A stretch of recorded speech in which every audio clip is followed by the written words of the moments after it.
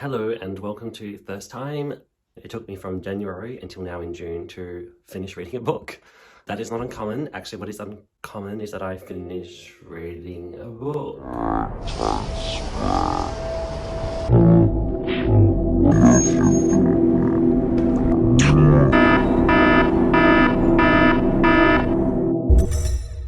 So my previous episode you should check it out. It's on Kurt Vonnegut, an excellent writer. I had his book, Breakfast of Champions. I really wanted to get into this writer, which I did. And temporarily lost the book. Tried to find it, to borrow it at a library. Found it as an ebook. Had to wait on the waiting list. In the meantime, I came across, I didn't really look very far. They just had a list of selections of options. One of which, the main option, was Paris Dreaming. And I thought, well, that's really cool because the idea of dreaming is part of Indigenous Australian spirituality. And it's their mythology and their stories of, why, I don't know, for example, but like, why is the sky blue? Why is like creation stories, Genesis stories? I learned about these probably as a 7-year-old in primary school. I was introduced to them, called it Dreamtime. So I understood and I recognized the dreaming part of the title, and then Paris Dreaming. I thought, well, I've lived in Paris. I understand this is an Australian take on life in Paris.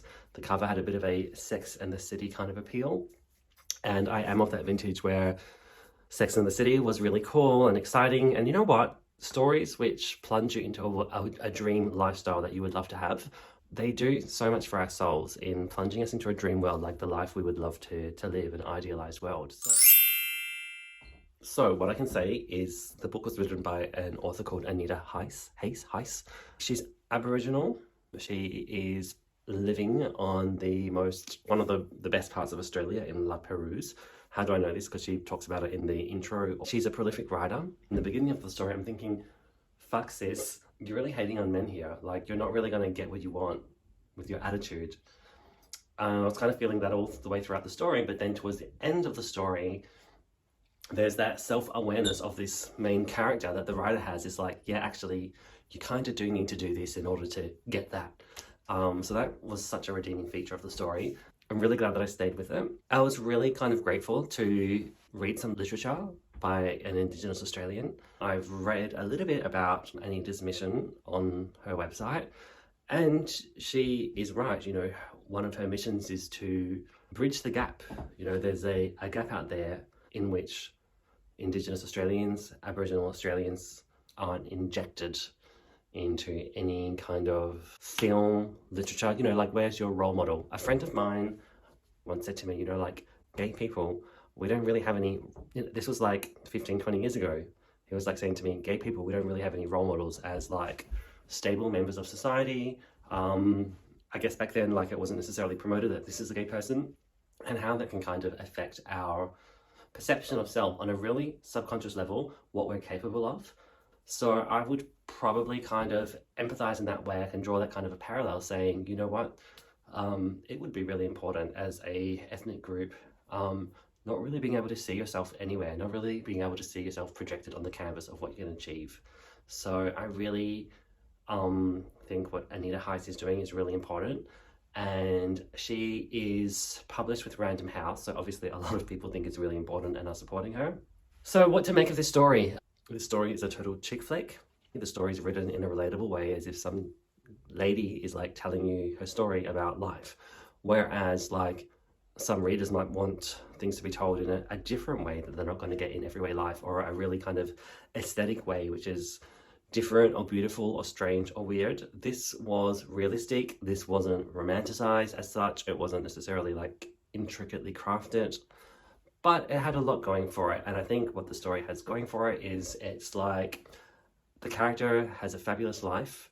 You kind of wish that you had that lifestyle, and in a way, like certain aspects like her career and her opportunities, I think are really cool. And she's attractive and has, men on a whim, so that is really cool as well for her. We all want that. But I did find like things came too easily. Like, she stumbles across a Roma designer working in like a makeshift market stall, and just like that, she can pull her tricks and build a few connections, make her sales, and then this Roma lady is like successful and living her fabulous life. Like, a lot of things kind of came easily. So in some ways it's like, this doesn't feel real, but in another way it's like, well, this is kind of fabulous and I'm enjoying it. And wouldn't the world be nice if it was like that? On another level, it was kind of really nice to get into the mind of an Aboriginal Australian, kind of try and get what I think might be a little peek into their world, try and like understand and identify like as an Australian as well, like what are our common values, what makes us Australian, what is our mindset, how does our land kind of characterize who we are. And what I really kind of love about being an Australian is there's something about being in Australia that just kind of revitalizes you and gives you energy. We have this kind of, yeah, I'm gonna sit this one out, guys. You well do your thing. I'm just gonna chill here and we're just like vibing and fucking on this vibe where we're like, cool. So we have this beautiful country that if you know, you know it, and if you don't, you don't. Like, I just feel like the land has a lot of energy, a lot of natural beauty, and it's very refreshing for the soul and for the spirit. And there's so much nature out there. When you look at like the bushfires there were in Australia, like, I don't know, 5 years ago or so, where like 100 million birds died. It's like, how the fuck can anyone have that many birds? Not just like, we have that many birds, we have that many trees, we have that much space. I just think that nature is really present. And if you're kind of would love the idea of a life in Paris and all that it promises and entails, I moved to Paris, maybe whether it was like a placebo thing where like I desired it to happen and it happened. I did have romance and love in Paris, so I had the full magical Paris experience. Something in their culture really values love, romantic love in France. It's really beautiful. Any kind of Francophile, lover of Paris, lover of Sex and the City, curiosity about Australian culture, identity, Indigenous Australians as well, I would completely recommend this story. It's a feel-good page turner, and voila. So thank you, Anita Heiss, for contributing this story to our national canon, I guess you could say, of Australian stories.